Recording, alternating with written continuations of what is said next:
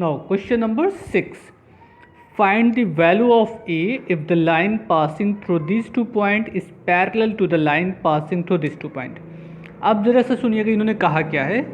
अगर इस दोनों पॉइंट से गुजरने वाली लाइन पैरेलल है किसके, इस दोनों पॉइंट से गुजरने वाली लाइन के, तो अगर से लाइन पैरेलल है यानी कि इस दोनों का स्लोप और इस दोनों पॉइंट से गुजरने वाली लाइन का स्लोप सेम होगा।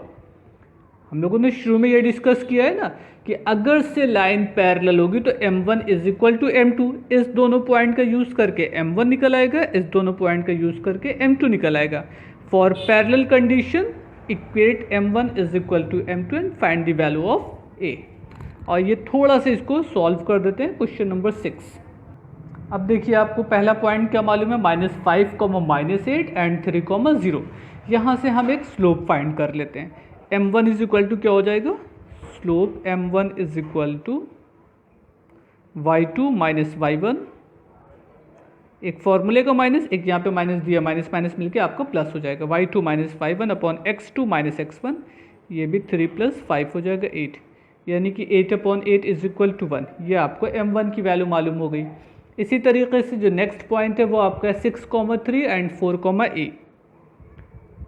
6, 3 एंड 4, इसका अगर हम स्लोप निकालें तो m2 इज इक्वल टू मालूम हो जाएगा a-3 इज इक्वल टू 4 - 6, यानी कि हो जाएगा आपका a-3/-2।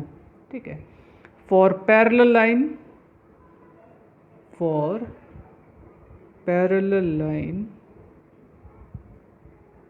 m1 is equal to m2, यानी कि अगर हम m1 और m2 की वैल्यू पुट कर दें, 1 is equal to a-3/-2 by cross multiplication we get -2 is equal to a-3 और simply a is equal to 1। ये आपका आंसर हो गया। It's complete question number 6। Clear, a is equal to 1। तो parallel line जहाँ पर आएगी वहाँ पे स्लोप को इक्वेट करना है, परपेंडिकुलर लाइन जहाँ पर आएगी वहाँ पे m1 multiplied by m2 is equal to -1 कर देना, आपको रिजल्ट मिल जाएगा। बस इससे बड़ा क्वेश्चन नहीं बनेगा। Now next question number 7। Find the slope of a line perpendicular to the line whose slope is this. Suppose कर लीजिए ये m1 की वैल्यू है, तो m1 इज इक्वल टू 1/3 है ना। आपको m2 की वैल्यू फाइंड करनी है क्योंकि वो परपेंडिकुलर लाइन के बारे में पूछा गया है। तो अगर से लाइन परपेंडिकुलर है तो m1 multiplied by m2 is equal to -1। m1 की वैल्यू पुट कर दीजिए, आपको m2 की वैल्यू मालूम हो जाएगी। क्लियर, तो ये क्वेश्चन तो इजी है, खाली फॉर्मूला यूज़ करना है, m1 m2 is equal to -1, उसमें m1 की वैल्यू रखनी है। अच्छा एक चीज़ और, ये लास्ट में देखिएगा e इज इक्वल टू 0 है, ये m1 की वैल्यू है, और नेक्स्ट है आपका f is equal to infinite. आइए इस दो क्वेश्चन को सॉल्व कर देते हैं, 7th e and 7th f। 7th के e में आपसे क्या कह रहा है कि स्लोप, सपोज कर लीजिए m1 है, ठीक है ना, तो स्लोप m1 जो है वो आपका 0 है। For perpendicular line m1 m2 is equal to -1, means m2 is equal to -1/m1।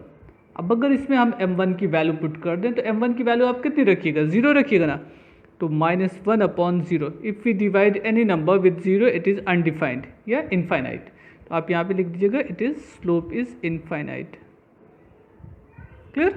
अच्छा सेकेंड पार्ट आपका क्या कह रहा है, सेकेंड पार्ट जस्ट इसी का अपोजिट है। उसमें क्या कह रहा है EF, उसमें स्लोप दिया गया है m1 is equal to infinite. अब अगर स्लोप इनफाइनाइट है यानी कि m1 m2 is equal to -1, means m2 is equal to -1/m1। जब आप किसी भी चीज़ को इनफाइनाइट से डिवाइड करिएगा तो रिजल्ट क्या मिलना है, 0 मिलना है। तो 7th E and 7f are just opposite to each other. Now next question number 8।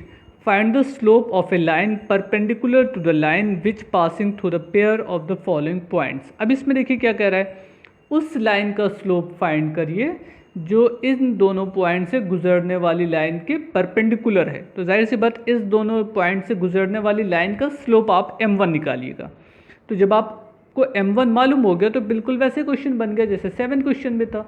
वहाँ तो n की वैल्यू दी गई थी, यहाँ पे आपको m की वैल्यू निकालनी है। वैल्यू कैसे निकलेगी? m1 is equal to y2 minus y1 upon x2 minus x1 means 2 minus 8 and minus 5 minus 0। इसको सॉल्व कर लीजिए y2 minus y1 upon x2 minus x1 से आपको m1 की वैल्यू मालूम हो गई। उसके बाद m2 is equal to m1 m2 is equal to -1 का रूल लगा दीजिएगा, आपको मालूम हो जाएगा। तो ये क्वेश्चन तो इजी था, कोई मतलब नहीं इसको सॉल्व करने का। Question number 9, in rectangle ABCD the slope of AB is equal to 5/6 state the slope of this. आइए क्वेश्चन नंबर 9 को पहले डायग्राम बनाते हैं, उसके बाद क्वेश्चन तो 2 लाइन का है, सॉल्व हो जाएगा। ABCD इज ए रेक्टेंगल, एक रेक्टेंगल बनाते हैं। क्वेश्चन नंबर 9, इन्होंने क्या कहा है कि ABCD आपका एक रेक्टेंगल है। तो अगर हम रेक्टेंगल को बनाएंगे तो रेक्टेंगल के लिए कुछ बेसिक कंडीशन होती है कि उसकी साइड जो है वो पैरेलल होती है ना, अपोजिट साइड पैरेलल होगी और एडजेसेंट साइड आपकी परपेंडिकुलर होगी। ये हो गया आपका एक रेक्टेंगल ABCD। एक चीज़ और ये ध्यान दीजिएगा, हमेशा जब भी नेमिंग करिएगा तो वो साइक्लिक ऑर्डर में होना चाहिए। अक्सर गलतियाँ क्या होती हैं, हम लोगों से ABCD ऐसे कर देते हैं, तो ये काम मत करिएगा। हमेशा साइक्लिक ऑर्डर में ABCD, आपको इधर से चलना हो आप इधर से चलिए, बट एक ऑर्डर वाइज, बीच में कहीं पार करके नहीं चल पहुँचना है।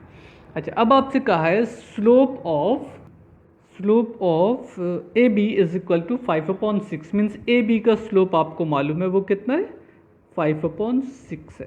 Slope of AB is equal to 5/6, इसको नोट कर लिया है। State the slope of BC CD DA। अब हमको ये बची हुई 3 साइड का स्लोप निकालना है। अब इसमें देखिएगा, यहाँ पे जो लाइन पैरेलल होगी उसका स्लोप तो सेम होगा, और जो लाइन परपेंडिकुलर होगी उसका स्लोप हम m1 m2 is equal to -1 का रूल लगा के मालूम कर सकते हैं। तो पैरेलल लाइन क्या है आपकी, AB पैरेलल टू CD है, तो slope of AB is equal to slope of CD means हम ऐसे कह सकते हैं MCD is equal to MAB। AB both are equal to 5/6, यानी कि दोनों की वैल्यू किसके इक्वल हो गई, 5/6 के इक्वल हो गई। अब बची बात BC और D की, पहले BC को निकाल लेते हैं, यानी कि slope of AB and slope of CD is equal to -1। ऐसा क्यों? क्योंकि ये लाइन और ये लाइन परपेंडिकुलर है, तो अगर से परपेंडिकुलर है और इसका स्लोप आपको मालूम है तो इसका स्लोप निकालने के लिए क्या होगा, हम -1 से डिवाइड कर देंगे इसको। Slope of MCD is equal to -1 divided by ये 5/6, ये होगा 6/5। क्लियर? अब अगर ये 6/5 है तो AD का भी 6/5 होगा। MBC and MAD are equal, ये होगा 6/5। बस आंसर हो गया। आपके अलग अलग first second third fourth part करके वो अपना समझ लीजिएगा कौन चीज़ की वैल्यू क्या होगी। बस इसी तरीके के क्वेश्चन आपके और भी हैं, क्वेश्चन नंबर 10, 11, 12, ये सब चीज़ें अपने से लगाइएगा। अब आप ये समझिएगा कि स्क्वायर है, रेक्टेंगल है, क्वाड्रिलेटरल है, पैरेलल है, जो भी है उसके अकॉर्डिंग वहाँ पर एंगल बन रहा होगा। आपको एंगल को जज करना है कि पैरेलल है कि परपेंडिकुलर है। पैरेलल होगा तो स्लोप सेम होगा एंड परपेंडिकुलर होगा तो स्लोप -1 होगा। एक क्वेश्चन लास्ट में है, question number 16, if the point x, 1, 1, 2 and 0, y+1 are collinear show that this. अब हमको ये शो करना है कि ये आपके पॉइंट जो है ये कोलिनियर है, तो ये शो करना है। कोलिनियर का मतलब हो गया कि ये तीनों पॉइंट आपके एक स्ट्रेट लाइन में है। आइए पहले क्वेश्चन नोट करते हैं शॉर्ट में। अब देखिए ये पॉइंट आपको मालूम है x1, x, 1, 1, 2 एंड 0, y+1। अगर हम इसको नेमिंग कर दें, सपोज कर लीजिए ये आपका A हो गया, ये पॉइंट आपका B हो गया और ये पॉइंट आपका C हो गया। ये सब आपके कोलिनियर है। कोलिनियर का मतलब एक ही लाइन में है ना, उनके बीच का एंगल कितना हो गया, 0 डिग्री हो गए। तो हम ऐसे कर सकते हैं कि slope of AB is equal to slope of BC। आप AC कर लीजिए, वो भी कोई फ़र्क नहीं पड़ेगा। अब अगर इनका स्लोप निकाला जाए तो कितना हो जाएगा, y2 - y1 upon x2 - x1, 2 - 1 upon 1 - x, ये हो गए। एंड स्लोप ऑफ BC यानी कि y2 - y1 upon x2 - x1, ये हो गए। इसको थोड़ा सा और सॉल्व कर लीजिए, आपको रिजल्ट मिल जाएगा 1/1 - x एंड ये हो गया आपका y - 1 अपॉन -1 है। -1 का मतलब हो गया ये 1 माइनस वाई, ये फाइनली है आपका 1 माइनस वाई हो गया। हम क्रॉस मल्टीप्लाई कर लेंगे 1 multiplied by 1 minus X and 1 minus Y. देखिए ब्रैकेट को ब्रेक करने पर आपको रिजल्ट मिल जाएगा 2 लाइन के बाद। हम ब्रैकेट ब्रेक कर लें 1 minus Y minus X plus X Y, ये 1 1 कैंसिल हो गए, मतलब x plus Y is equal to X Y हो गए। सबको एक्स वाई से डिवाइड कर दीजिए, x upon X Y, Y upon X Y and X Y upon X Y. अब देखिए कैंसिल क्या हो गया, 1 upon Y, 1 upon X and 1, ये तो शो करना था, show that 1 upon X plus 1 upon Y is equal to 1। बस हो गए, ये आपका आंसर होगा। तो ये कोलिनियर का जहाँ भी क्वेश्चन आएगा वो बहुत इजी होता है, उसके लिए तो कुछ सोचने नहीं है, सिंपली दोनों के स्लोप को इक्वेट कर लीजिए, फाइनली आपको रिजल्ट मिल जाएगा। क्लियर?